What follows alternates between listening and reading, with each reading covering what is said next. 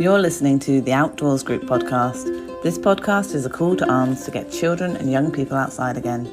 It's your one-stop shop for all things outdoor, child, young person and education related. Thanks for tuning in.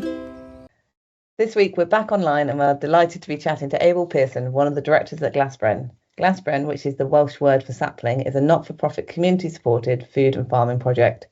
Based at Bronhaul, they were based at Bronhaul Farm. We'll get onto that in a little bit. So they started at Bronhaul Farm in Bancyfelin in Wales. Over the last 5 years, they've been engaging with their local community to grow and deliver over 4,000 veg boxes through their community-supported agricultural veg box scheme. They've recently become the new custodians of a National Trust farm, Lord's Park, and we're really excited to talk to them about their plans for the site. Thanks for joining us today, Abel. It's a pleasure to be here. Thanks, Hannah. You're welcome. So I think the best place to start is at the beginning. So if you could tell us the story of Glasbren and how it came to be, that'd be great. Sure. Yeah, so Glasbren is the Welsh language word for sapling, which is a symbol that we chose, the sapling being a symbol of kind of renewal and resilience and the early beginnings of a kind of forest ecosystem, kind of taking that as a symbol to sort of drive and define the work that we do. We also wanted to find a Welsh word that was pronounceable by lots of people because not all of them are so easy. Yeah. And so that's how the name Glasbren was born. But Glasbren is really, I'd have to take things way back. I mean, I moved to Wales with my family when I was 9 years old. So I was born in North London, and we moved to a small holding in West Wales, just 9 miles from where we are now, in 1999. And I grew up loving being outdoors, loving being in the woods. I wouldn't say I had a massive draw to farming, or I definitely didn't think I'd end up being a farmer. That was definitely not something that I thought would happen. But I think, long story short, I spent a lot of my 20s working on farms around the world. I did a lot of woofing, if you're familiar with that, volunteering on everything from 60,000 acre sheep stations to small permaculture projects, natural building. And I think natural building was sort of my entry into practical sustainability and permaculture because I really wanted to build my own house. So I got really into sort of earth building techniques, and that sort of opened the door to a wider knowledge around whole system sustainability and whole farm and homestead kind of permaculture. And many kind of winding roads, but I ended up at this place called Ecodharma, which is a Dharma-based residential community in the in the foothills of the Pyrenees, up at 1,300 meters. Oh wow! Okay. And it's a centre for sort of regenerative activism, I would say. So it was formed on the basis that there was a lot of people doing incredible frontline work in the world to try and make change around climate change, ecological collapse, social justice, and they were trying to create retreats and courses that would help empower people with the skills they needed to be sustainable for the long term. So dealing with burnout, dealing with a lot of the same patterns that folks would fall into as individuals and as groups. So giving them meditation tools and well-being tools, but also collaborative tools and creative tools for social change, and then also permaculture and nature connection and these kinds of things. So I lived there for a year as part of the residential community. And I think I'm mentioning it because I think it's quite a life-making year for me, in the sense of it took what I was doing on land and my interest in land and permaculture and sort of reframed it to be sort of an outward-facing thing where, like, I started to see the potential of land-based work in a broader sense, and what it could do for the community, and the way it could bring people together, and the way it could sort of address multiple issues that were converging at the same time: climate change, social isolation, breakdown of communities, and so that's really where the idea that became Glasbren was born, where it was inspired, and that's what ultimately called me back to Wales to start it. So I started Glasbren I suppose I started the steps towards Glasbren in 2017, 18. And then we formed as a community interest company, as a non-profit in 2019, April 2019. At which point 2 other directors came on board, my partner Louisa and a man called Stefan Lemke-Elms, who I worked with through the next 3 seasons to establish Glasbren. And please interrupt if I'm no, I'm finding it really interesting. No, I'm finding it really interesting. No, I'm loving it. Carry on, please do. So yeah, our core foundation, as you mentioned in your introduction, is a community supported agriculture scheme. So we created a 3-acre what we call bio-intensive no-dig permaculture market garden. So we were trying to grow loads of vegetables and food to go in our veg boxes, alongside sort of perennial food systems, tree systems, working with quite a steep and classically poor veg growing site. And so trying to model some cool techniques and use some of those sort of classically permaculture techniques to work on the contour, to transform really marginal rubbly, stony soil into productive veg growing space through no dig approaches. Yeah, so could you mentioned bio-intensive a minute ago. Could you just explain what that term means? Yeah, I mean, the term intensive always flashes a red light because we're used to sort of classically intensive agriculture, nurturing and gentle. Bio-intensive is really speaking to growing lots of food in a small space, at the same time rapidly building soil life. So you're putting in lots of organic matter, you're building the fungal and bacterial life of the soil. So you're really meeting the needs of those plants, the intensity of the plants that you're growing with soil, but also bringing in lots of other techniques like companion planting for pest control, just maximizing space as well, kind of mimicking the way plants behave in the wild and the stacked tiered system of a forest. So it's very much a good thing. Yeah, no, so I assumed it was a good thing, but I've just not heard the term before. And then I've heard no dig, but some of our listeners might not have. So could you give a quick brief thing about what no dig is? Yeah, absolutely. So no dig, really in a nutshell, is our best attempt at meeting our food needs by mimicking the way the forest makes soil. So obviously we're very used to ploughing and tilling as a way of preparing soil to grow vegetables, but this approach means that you never turn the soil, you leave the structure intact. If you imagine a forest is essentially making incredible soil that nourishes all these plants, growing in very close proximity through just dropping leaves every year, essentially. So just adding a layer of organic matter every year, and the microbial life, the soil life, is getting to work on those leaves and transforming it into really healthy soil and all the nutrients that the plants require. So we're kind of mimicking that on steroids, if you like. So we're adding a lot more organic matter than typical forest would. Does that mean that you weed less than a traditional gardener would? Yeah. And so the benefits being less weed pressure, particularly of annual weeds. We've not managed to deter the stubborn perennials like dock and things like that. Water retention. So a good level of organic matter in your soil is going to hold way more water, so the soil becomes like a sponge. Particularly important as we enter into a sort of climate weirding future where we're going to have longer and longer dry spells, I think. Other benefits include, for the soil structure, it leaves the soil intact, so the soil life is just allowed to do its thing, which is really important. And probably many others that I can't think of. But no, that's great. No, it's just good for people to have a little overview. So I'll go back to Glasbren. So when you set it up, did you have like a I know it's not like a company, but did you have like a kind of company goal, like was there one overarching thing that you were like, this is what we're going to try and achieve?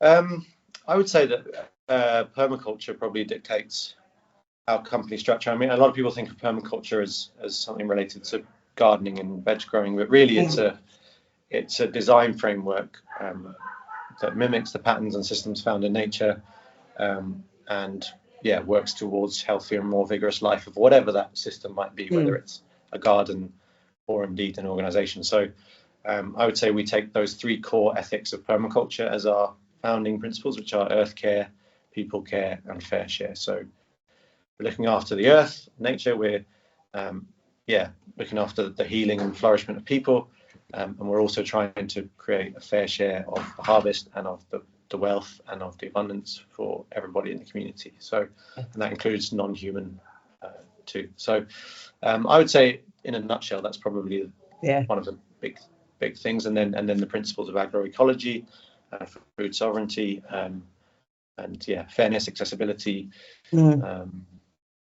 breaking down barriers to good food, access to nature, and access to nature skills and permaculture and sustainability. Yeah, brilliant. It sounds really exciting, really cool. So that also seems like a good segue to talk about the Veg Box scheme, which we mentioned in the intro.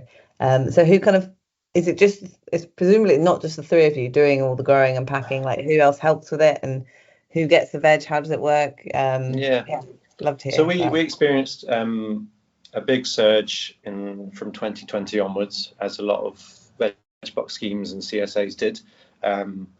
Because of the pandemic. So a lot of people all of a sudden wanted home delivered food. I think folks are more open to healthier food, more local food, supporting local causes. Sort of mutual aid and solidarity there was a great spirit of that. People just had more time and capacity as well, I think, to engage with things like this. So we saw a big spike. So we quite quickly became a team of 5 working on the project, and with 2 kind of core growers, a part-time grower, and then packing shed manager.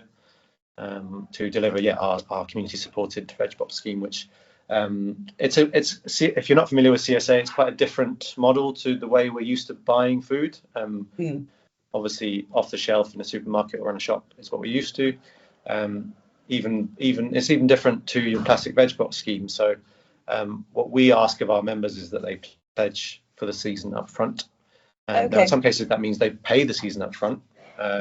But not always. There's options of monthly and weekly subscriptions, and it's really on the understanding that, or a sort of it's based on trust and transparency. Really, it's an understanding that farming is hard, and the realities of producing food in Wales is not always easy, and there are peaks and there are troughs, and there's a reality of what can be grown in Wales, and it isn't lemons and it isn't avocados, and so it's sort of a surrender by the members to those realities, and so members get whatever's coming out of the land each week of the season through the year. So there are times, obviously in the middle of summer, where the box is overflowing with loads of different items, and then there are times when it's cabbage and potatoes and not so interesting, but it's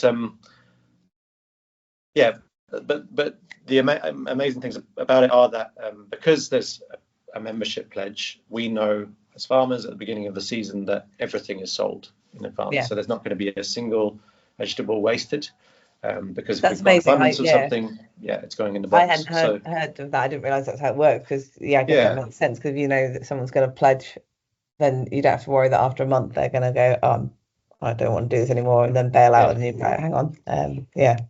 That's great. And I think farmers markets are great and wholesalers great, but there's always that risk of going to a farmers market and not selling everything and taking stuff home that gets wasted. And we love this model because it's there's not a shred of waste in it, and that extends to our packaging, because we're harvesting fresh on the morning of delivery day. We don't have to use plastic. So we use a minimal amount of compostable packaging for some of the salads and things. Members get their box in a recycled pallet box, and we've even been trialing in reusable Ziploc containers to completely eradicate even compostable packaging. How's that going? Because I was just thinking about that. Salad and herbs are the one thing that ours comes in compostable bags, because it's kind of like you can't put in a big bunch of salad leaves. You do need some bags and some paper bags, and I think we'd always have paper bags, but I think we're trying to phase out compostable bags just because they're also made from industrialized corn production, with a high level of energy input into them. So anything we can do to reduce the footprint of the box, we're trying to do. But we're in a fallow year right now, so as I'm sure we'll come on to talk about in a minute, we've moved sites very recently, so we've taken a year to rebuild our veg growing systems at the new site. And do you have a delivery radius? Like, is it just as the local community? So we defined our radius as 10 miles of the farm, or that's our delivery or has been our delivery radius, and within that we include 2 or 3 drop-off hubs. Okay. So in some cases, folks come to get their box from a hub, mainly for those further out than 10 miles. Yeah. But then we've also done home delivery over the years as well. So it's hyper local. Like. And do people, is there the opportunity for people to come and volunteer and help? Do you have like volunteer days and things? Yeah. So we have a volunteer day every Thursday. Oh, nice. Which fulfills that key element of community supported agriculture, which is transparency, which is the ability to be involved in growing the veg. It's really built a sort of what I describe as a community of practice over the years, like this engaged community who are coming together around a shared purpose. And for some people, it's about learning to grow food. For others, it's about well-being, a sense of safety in a place where they feel comfortable to be themselves, a place to meet like-minded and like-hearted people. So there's lots of different entry points for folks to volunteering, but it's been a really core part of our project since the very beginning. It sounds like it's a really core strand. Yeah, and it's grown now to, I think we have a WhatsApp group with our volunteers, and there's 102 people in that. And I think, wow! So it's gone from 1 in the first season to 102. 6 years Do you have to later, limit how many come every week? Yeah, no, it's usually if all 100 turned up, it might be a bit much. Yeah, no, it's pretty well self-regulates to about 5 to 10 people a week. So. Oh, nice. Yeah. Exciting. So you guys came up on our radar because we saw your press release about your newest venture. So I'm really excited about this. How have you come to be the custodians of this National Trust site? And I'd love to hear about the history of the farm. I can't pronounce the Welsh name, so I'm hoping that you'll do that for us. Yeah, sure. Yeah, so I guess we were in a moment of I think it was kind of during the cost of living crisis. A lot of things contracted. Things got quite tough financially. We were starting to look around of like, okay, so if this is going to have a future, we need to expand. We need to grow more food, but we also need to diversify the organization so that we can really fulfill kind of a potential that we really felt was there, and there was a demand, but we just needed to be bigger and we needed to broaden our scope. So we were on the lookout for something for several years, and then one of our veg box members, a woman called Liz Dutch, she sent me an email one day and said, you should come to this meeting in the village of Stefan, which was then one of our delivery points. So it's within our catchment, just 9 miles from where our first site was, and the place I used to go playing on the beach as a child and going to the castle and things. Yeah. And she said, you should come to this meeting the National Trust are having about this farm that I'd never seen before. I hadn't been there. That's been empty and it's coming up for lease. You should really come and hear what they have to say. So I went to this meeting. I think it was in September of 2021. Okay. And the National Trust laid out their vision for all their farms and estates and land holdings going forward, which is now that they're shifting to a nature, people, planet focus. So they want all their places to be used for those 3 core areas, to benefit those core areas. So I was watching that presentation and listening to them speak, and I was just getting so excited because I could see the alignment with those values of permaculture that I mentioned earlier, and I could see an exact alignment with what Glasbren wanted to do. Yeah.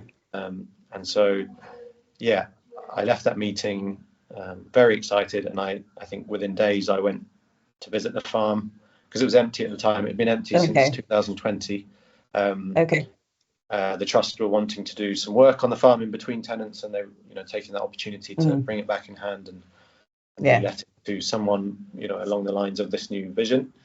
What was the previous tenant doing? Just normal, two brothers. Sorry, I'm doing inverted commas. Normal cut farming. Two brothers. One of which we know quite well now. Okay. They farmed there for 51 years. Wow, long time. So they inherited the tenancy, I think, from their parents, and they also inherited the National Trust. So the National Trust acquired the farm in the 80s. So they inherited Winford and Tew as tenants. And so they were farming very traditional, extensive dairy farm, really. So very much in the traditional way, still small number of cows. I've spent time with Winford since we moved in, and he's shared so much knowledge and old knowledge about the place that you couldn't find anywhere else from 51 years stewarding it. So That's a really lovely thing. That's a really nice connection to still have. Yeah. But the first time I saw the farm, I just thought, this is it. This has got everything we need. Like, it's got building space to hold groups and courses and workshops. It's got the Wales Coast Path passing right through it, so it's got that community facing element. It's obviously got lots of 134 acres of land to play with. That's a big site. Yeah, just so many assets that so many tick boxes and so many things that felt like, this is, if Glasbren has a future, this is where it needs to be.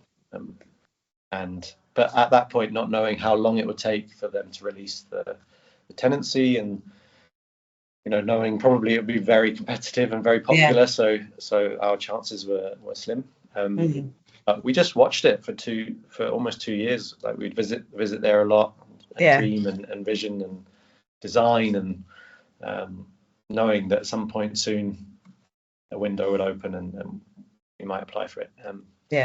And we applied in May 2023. What is the application process like?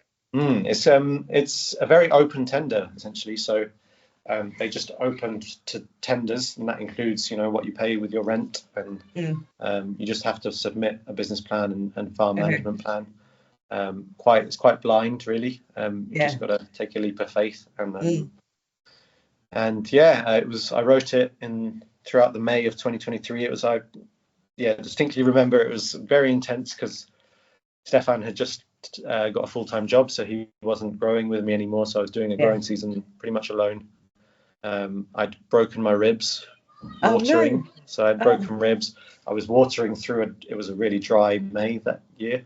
And then in the daytime I was writing this proposal, and in the evening I was watering, and we really threw everything into it, to the point where we kind of dropped our veg box scheme right down to make more time, and we just put everything into it, because we knew that this was like a one-off opportunity, and if it happened, then it would be amazing. So we heard we were shortlisted, and we interviewed, and then it was actually on my birthday last year that National Trust came to our first site as the final stage of the process, really, and then told us on that day that we were the ones.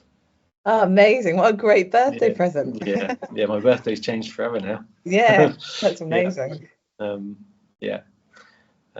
you asked about the farm and its history, and you still need to tell us. So Lord's Park is what I said in the intro, but obviously that's not the Welsh name, so we'll have the Welsh name. That'd be great. So the Welsh name is Parc yr Arglwydd. Arglwydd. It's a bit of a, even I speak Welsh, but it's even a bit of a trouble on the tongue every time I say it, and I've said it lots of times now. So Lord's Park Farm. The reason it's called Lord's Park is because it was once a part of the Lord Priory of Carmarthen. And this goes back to the 1200s. So we have historical records that show that it was tenanted back in 1200 and something, and it's been tenanted ever since. So it's never actually been owner farmed. It's always been a tenant farm, part of various different estates, and then private owners, and then National Trust from the 80s. So it's got really rich and interesting history. We've got records from how it was, how they were a big part of trying to feed the population through the Second World War, and they were growing lots of oat and wheat and things like that for the war effort. Lots of colourful characters through history, it looks like, and just really such a key part of the fabric of the story of Llanstefan and the area. And so many people since we moved in have shared their stories and their connection to the farm, and whether it's a relative who's been a tenant or just walking through there. So many people enjoy the walk through the farm, and it's just a core part of so many people's lives. So we really wanted to honour that spirit of the farm and its history and heritage, and as part of our vision too. So let's move on. What are you planning to do with it? Like, what is your vision now to take Glasbren bigger? Now you've got all this space and opportunity. So a lot of it is kind of just growing what we've already been doing. So coming back with a bigger CSA membership. So growing lots more veg and lots more variety. So we're hoping with more space to be able to grow a much higher percentage of the box. and not have We to have buy animals. in. Yep. So obviously on about 60 acres of it, we need to put in a sort of meadow management plan. So our plan is to manage a small herd of English longhorn cattle on a mob grazing system. So again, mimicking the way ruminant animals live in the wild, moving them daily. So yeah, there's lots of benefits. Fertilizing the soil, it's low impact. It helps create habitat and good conditions for various insects and soil life, but also helps break the pest cycle because you're not keeping your animals on the same site all the time, same ground. So that's a big part of the plan, and that will be integrated with agroforestry, so tree systems for various uses like shelter, food, fruits and nuts, firewood, wood chip for the compost making. So yeah, on a larger scale, there's a mix of rewilding, agroforestry, mob grazing, and then our sort of designed biointensive food producing landscape as well. And then I suppose the big two new things that we'll be adding is residential courses and retreats. Amazing. So developing out our program of day workshops that we've been doing over the years into residential, really immersive experiences on the land. So I suppose our unique perspective on all of this is really that we're focused on deepening folks' relationship to the land. So even if it's a practical course where you're learning practical skills like food growing or permaculture, we're weaving that in with nature connection practices and ways of connecting to the land and multiple pathways into a deeper relationship with the land. As a core foundation of everything, really. So we're really excited about that. There'll be, we'll have people camping for courses and really cool teaching spaces, and it's an amazing place. If you look at a photo from the sky, there's the beach just down the track, and amazing views of the Three Rivers estuary, and so we're really excited about that part. And then another core new area is our Little Stewards nature-based kids programs. So that's something Louise is developing, sort of a forest school type thing, if you're familiar with forest school. So it'll be all activities for home ed kids, flexi school children, and also school children. Based all around nature-based practices, nature-based crafts. All the skills that our little stewards of the future might need. That's really exciting. Really, really cool and exciting. When will that launch? It's already launched. It's already started. It's already been running 6 weeks or so. Nice. Yeah, but it'll probably launch in the summer holidays. We're doing stuff through the summer holidays twice a week, and then in 2025 it'll launch in its full expression, I would say. Now, is it still just you and your partner and Stefan, or have you now got a bigger team? It feels like quite a lot to do for not very many people. We have 4 directors now. So it's myself, Louisa, Stefan, and Laura, who's recently joined us in the last couple of months. But still very much mainly me on the ground. And Louisa running Little Stewards, and also parenting our son, which is a huge part of what she's been doing the last few years. But we're on the cusp of hiring a social enterprise coordinator. We just received funding for that. Oh, that's exciting. And also a head grower to run the veg side of things. So my role really, relieved to hear that on for your sake, so you can share it out a bit more, because that's a lot to hold otherwise, isn't it? I think it's our approach to this new site is quite different to our original one. A bit like most startup social enterprises, when you go in a bit gung ho at the beginning and just do everything yourself. I've been doing everything myself between 2 or 3 of us for several years. And I think it was important and essential, and that's probably the only way it could have been. But you can see the areas where it cost us being spread too thin, really. And so it's hard for any area to really thrive because you're trying to do too many. So it's quite clear with the scale of this new place and the ambition of it that it has to be resourced efficiently, and a big part of that is financial resourcing, but then also putting together a team. It's clear that I can't run the veg growing anymore. we've got to have someone in that job who's just dedicated to producing veg for the veg boxes. Yeah. And And they'll look after the animals as well, or you'll be with the... I'll probably coordinate the animals, because that won't be a very intense thing, and it's not really core to our business plan in the financial sense. That's just to look more after about the land. nature and the land. And my role really is going to be coordinating now, coordinating marketing and communicating, and I do a lot of teaching and facilitating on our workshops and courses and stuff. I was just about to ask about who teaches and facilitates on those, whether you had a core of teachers or whether you tend to do most of it yourself. We've done most of it ourselves up to now, just because we haven't been doing that much, that much frequency of it, maybe once a month or something. But going forward, it will be a mix of our team, and then also bringing in our network of facilitators and teachers. Like we recently had High Fae Mushrooms came and did a mushroom cultivation course on the farm. Oh, nice. So that's another really exciting thing, is we can really draw on those skills and experience that's around West Wales to sort of enrich our programme. What other kinds that's of probably things where will you I'm be offering? most passionate. Sorry. Oh, sorry, I interrupted you. Not at all. No, I was just going to say, it's probably where teaching and facilitating is probably where my most passion lies, really. What do you have a kind of favourite I was saying topic, that's not really the right word. Like, is there something in particular that you love teaching more than everything else? I think as time goes by, I love the ones that feel like I'm just facilitating a meaningful space rather than teaching something. I do teach permaculture and a lot of the stuff around that, and I love it. But what I love more, I think, is like opening. So I love doing the sort of well-being in nature stuff, or nature-based retreats, the work that reconnects, which is Joanna Macy's work. To sort of open meaningful spaces where people can explore their own connection to nature, or their own feelings about climate change or about the land.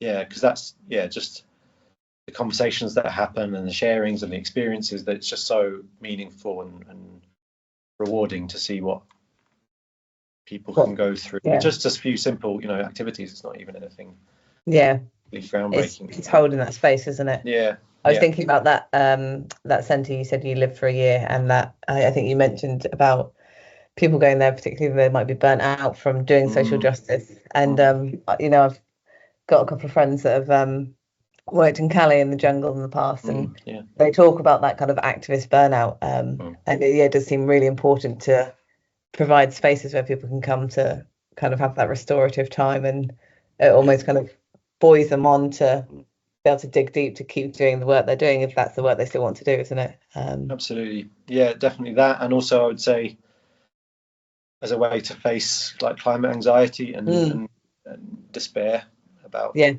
way the world is, and just really needing like positive, purposeful, hopeful spaces to come to, and that extends to everything we're trying to do. Really, is just create. I was about to say for the kids as well, because I mean I've looked into lots of the research about climate anxiety in children and young people, and it's really, it kind of breaks your heart when you see the stats about what teenagers are saying, and also about their lack of faith in the adults to do anything about it.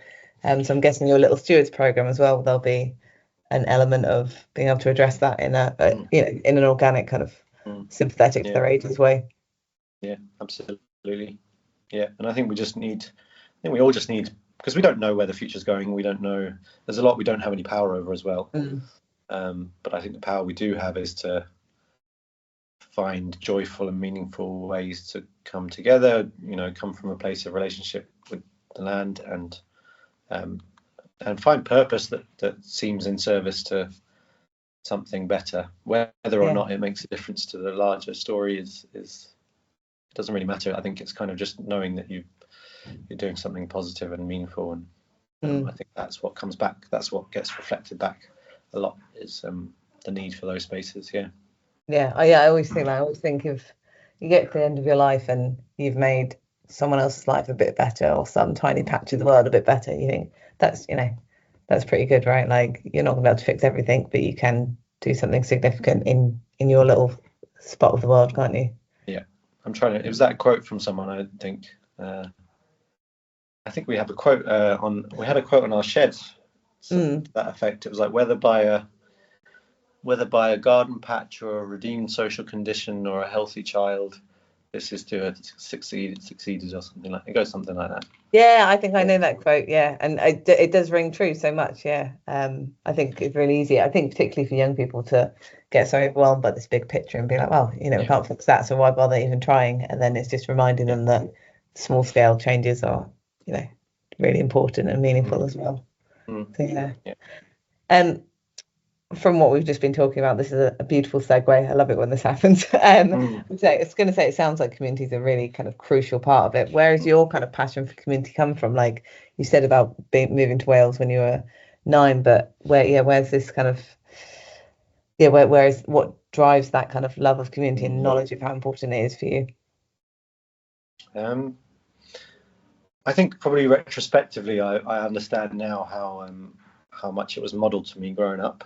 I think growing up in a small Welsh village, just the spirit of helping each other and working together and coming together was just something I was around a lot. I realise now, but I think as well, I think permaculture at the core of permaculture is this idea of looking to natural ecosystems and how they function, and how can we emulate that in the way that we organize as a species or live or meet our needs. And I think one of the core ones about a forest, for example, as an ecosystem, like we understand a lot more now even of how forests work in community, how they share resources, how they protect the weaker ones in the forest. So it's this idea that like we are much stronger, more resilient together. So that's, I suppose, like that could sound like an academic idea, but I think just the course of doing Glasbren has taught me what that means. And I think I felt very early on in this project the benefit of doing it together with people. Like it never quite made sense to me, although maybe earlier in my life I thought about just going off and living in a cabin in the mountains and just growing my own food and doing my own thing. I realized at some point that that's not resilient and that's not going to help anyone or change anything except my life, but would also leave me very alone and isolated. And if I had an injury, then what would happen? It would all just be done. So I realized that there's so much more resilience in community, and I realized that there's so many more people that want to live this life, and this kind of comes into the accessibility angle, which you may have a question about. But I also realized how exclusive a lot of the way that land-based living, homesteading, sustainability was being projected. It was being projected in a very exclusive way that usually was underpinned by a lot of privilege, and money, and I just realized like that's so inaccessible to so many people. I'm speaking as someone whose privilege has helped me to live this life, right? But I felt like there was a way we could create a project that opened up some of these ideas and experiences, and the possibility of being in contact with your food and with the land to many more people. So I think that's so important, isn't it? We've got the Apricot Centre down the road from us, and I was chatting to them about the work they do with local primary schools and getting kids in to show them about growing and stuff firsthand. And you think that's it, because I exist in quite an alternative sphere, so all of our kids are already into gardening and the outdoors, but how do you kind of reach the people who maybe their parents aren't into that kind of stuff? Because they deserve to have an opportunity to these things as well. It's really important, isn't it? And there's way more barriers than maybe folks understand. I work for the Land Workers Alliance 3 days a week, and that's a lot of the work we're doing is really looking at like what are the barriers to access to land, access to being an agroecological food producer. It's really hard to not feel like it's only accessible to folks with privilege of different kinds. And so we work with a lot of people who don't have that privilege, people from the BPOC community, people from the the LGBTQI plus community, like there are there are just so many, and the unfair land ownership system that that people like Right to Roam are trying to challenge, that sort of keeps a lot of people off the land and out of the countryside, and so just really aware of that as well. And but the word community, it's like community is a bit of a buzzword these days, isn't it? The funders love it, and it can be bandied around a bit, I think, and can be a little bit nebulous what it actually means. Like, what is the community? Is it the people that live around you? Is it like, who is it? And I always think of community as like a very active thing. So it's like, this idea of a community of practice, or like an authentic community. It's a bit like I often think about church and like church congregations, and how that's sort of, whatever you believe about the central focus point of that community, it essentially does create a community around a purpose and around something that's meaningful to them. And it's really strong, and they're often the first to mobilize when there's a crisis and when people need help. And my friend's an atheist, but she said, if I ever moved somewhere new, she said the first thing I'll do is find a local church. She was like, because they welcome you, you get invited to meals, you meet people. She was like, they're so good at welcoming people in. And I'm like, all right, come on, join us. So I guess I'm curious what farms could be in that way too. That's what I suppose. Farms as church, or farms as village halls, or farms as places like they once did. Like people once did come together around the seasons on farms, and it was a core part of the fabric of rural life. And I guess the fact that you've got the coast path going through means that you're not completely inaccessible geographically either. So it's not like you're miles down a tiny lane and no one can get to you or whatever. It sounds like you're right there and able for people to come up. Yeah, absolutely, and we're doing what we can to try and improve accessibility, like trying to make our workshops free point of delivery to local people. We're about to buy a minibus van so that we can pick people up. Amazing! Because transport is a bit of a barrier, and then seeing what we can do around wheelchair access and folks who are not able to walk into the field. So we're doing what we can. We're never going to do enough. No, but I mean, the fact that you're doing things is like, not that that's enough in itself, but do you know what I mean? Like, there's so many people that don't think about these things, so it's on your radar, and like, it's a constant process, isn't it? It's constantly striving to do better where you can and things. And the transport. Sorry, you go. Sorry. I'm just understanding what like safety means as well. We talk a lot about that in our team of directors. How do we create a really safe outdoor space? And I don't mean like practically safe. I mean like emotionally safe.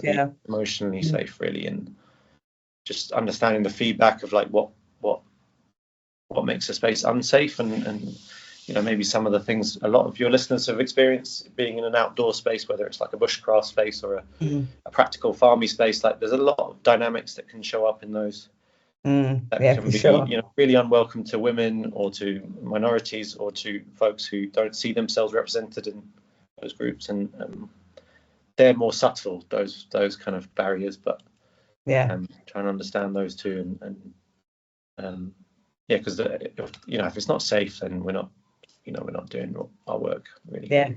It sounds like you're asking all the right questions, and stuff. It just sounds amazing. I keep thinking, if I come to Wales, maybe I'll have to pop in and visit. It just sounds incredible.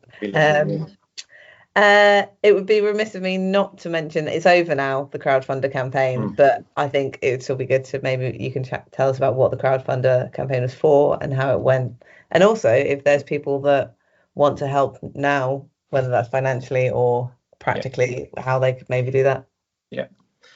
So today's a pretty momentous day, actually, because obviously when this comes out it will have finished, but as we're speaking, we're in the last 2-3 hours of the campaign, and last night about 10 p.m. we tipped over our target.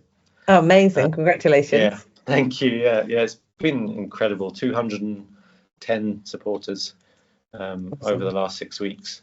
It's been a mammoth effort. Like, a lot of work's gone into this campaign, but I was writing a newsletter yesterday about it, and the National Trust choosing us for this farm was a massive vote of confidence. It was a massive sort of seal of approval for our vision and what we wanted to do, and but it feels like this crowdfund has been like the community's seal of approval. You know, the community's vote of confidence in the vision. We've really put a lot of effort into telling the story and being as transparent as possible about the vision over the last 6 weeks, and the fact that all these people have contributed money and rewards and shared it and spread the word. It's just such a just has shown such belief and faith and hopefulness, and it's really like I keep saying it, but the wind in our sails, really. It's really given us the power we need to do this, because it's huge. You know, this is a huge undertaking, as you said earlier, and we always did it with the belief that a community would rise around it, and the campaign's been proof that it has, and we're just so touched by it. Is that money earmarked for something in particular, or is it okay? Yeah, so the donations all go towards various aspects of setting up the community-facing part of the project, or the parts that are going to benefit people. So community spaces like converting one of the barns into a feast hall and commercial kitchen, a roundhouse shelter for the Little Stewards programs, just lots of smaller things related to holding people well. Awesome. And then some of the parts of setting up food growing systems, water security. So that's a big one. We had big water problems at our last site, and we determined that at the beginning we're going to be water secure for the veg future. And a few other smaller areas too. So that's where the donations will go. But then we also had match funding from Aviva Community Fund, made up, I think, in the end about 45% of the total. So that money is very much earmarked towards a specific project, which is delivering 40 free taster sessions, so half-day workshops called Pathways into Nature. Amazing. And there'll be everything from growing food with nature, permaculture, to natural dyes, building with earth, even like nature writing, poetry, well-being in nature. So there'll just be work, like I said earlier, some that will deliver, some that will bring in other people to deliver, but many different accessible pathways into a how will you allocate who gets the free workshops? Like how does that work? So I mean everything we do already is on a sliding scale. So folks, we sort of that sort of honesty, solidarity economy where folks choose what is realistic for them in the range, and I think we'll probably continue with that. So it'll be a case of folks just being kind of honest about their financial situation, and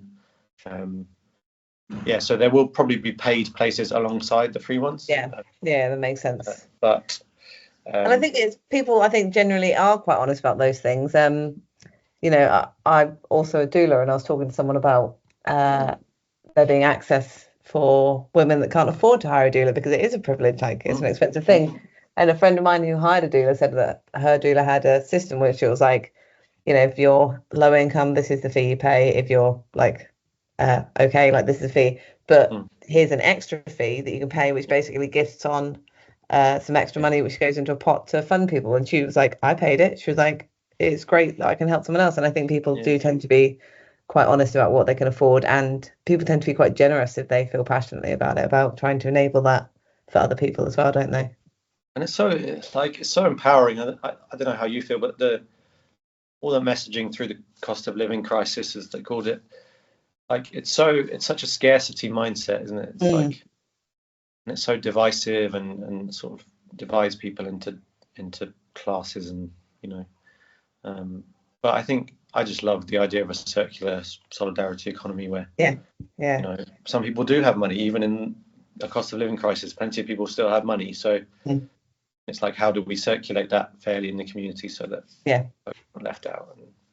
And I do think, I mean, maybe I'm naive, but I do think inherently people are kind and generous and are good and are more willing to share than they are to hold on to it. So I mean, we saw it in the pandemic, didn't we? We saw all that mutual aid. All these communities springing up on our estate. Like, you know, there was constantly people being like, I've got too many beans, anyone else want them, I'll leave them outside the front. You know, this is a stupid example, beans, you know what I mean? Like, these are all kind of absolutely.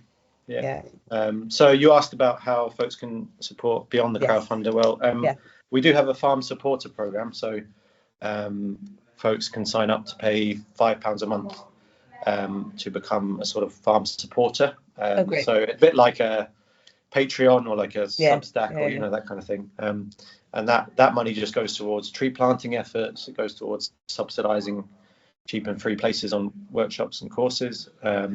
We'll plant a tree in your name in the community orchard, so Nice. or in the name of a loved one. Yeah. It's just a way for, we often got asked in the past about ways that folks could support if they didn't want to have a veg box membership, for example. So we came up with this idea to have a farm membership where Nice. it sort of weaves you into the community and weaves you into the farm, but you don't necessarily have to have a veg box. Yeah. I love that. That's a great idea. And So folks can do that on our website. I was just about to say, I'll put the website in the show notes. Are you guys on social media as well if people want to follow you? Yeah. So we're on Instagram at Glasbren and Facebook, Glasbren CSA. Nice. We've also got a YouTube channel as well. Okay, brilliant. And otherwise, if you're local volunteering, we have our community Saturdays, first Saturday of every month. Brilliant. And like I said earlier, for folks further afield, we're going to be having a lot more residential opportunities to do. So sounds like a great place to go and do a residential. Oh yeah, it's amazing. Yeah, that's beautiful. Thank you so much for your time today. I won't keep you too much longer, particularly because you're still doing all the growing and setting up the things. But is there anything else you wanted to say about the project today that we haven't already covered? No, I don't think so. I think they're really great questions, and we've roamed all over. And we've roamed. No, I've loved it. I've really enjoyed chatting to you. It's been so nice. So thank you for your time. I always finish up by asking everyone these 3 questions, just because it's a nice kind of way to end, and it always makes me laugh because everyone I talk to is like incredibly busy. So when I say this one, a lot of people do laugh, and my question is, how do you relax? I'm glad I'm not the only one who was like, how do I do? Yeah, someone was like, what is that? I mean, not a lot lately, but I mean, meditation has always been a big part of my life. So that's a big one. I would say trail running. Nice. Trail running has always been a bit of an energy release, tension release thing for me. Also a bit of a way to connect to the wild self. So I love that, and that's. So now you can go on the coast path. Yeah. Nice. That sounds great. And what are you reading or listening to right now? I would have to say Amanda Scott's new novel, Any Human Power, because she very generously donated 10 copies to our crowdfunder. Oh, amazing. As rewards. So I'm having a read through that, and it's a really cool novel. Like, if you're not familiar with Amanda Scott, she runs the Accidental Gods podcast, and wrote the Boudica series of novels, which people might be familiar with. And this new novel of hers is very much, I would say, informed by all her podcast conversations with various people doing change-making work. And it's a fictional story, but it lays out a sort of a vision of a transition to a more regenerative, fairer society. So I think she references regenerative agriculture and permaculture in there. And so it's I would say quite rare. And me and my partner often talk about how we want to see more art, films, books, stories that reflect a positive vision of the future rather than a dystopian one. Yes, And I think Amanda's book really does that. So that's what I'm reading. I'm really enjoying. Sounds great. I might have to check that out. Sounds really good. Yeah, Any Human Power. Any Human Power. Okay, brilliant. And finally, why is being outdoors important to you? That's changed over the years, I'd say, but now I would say it's about belonging. So it's about finding. Since I became a dad, I think it sort of triggered this exploration into like what it means to belong to a place and have roots in the land. Something like indigeneity, like that kind of belonging.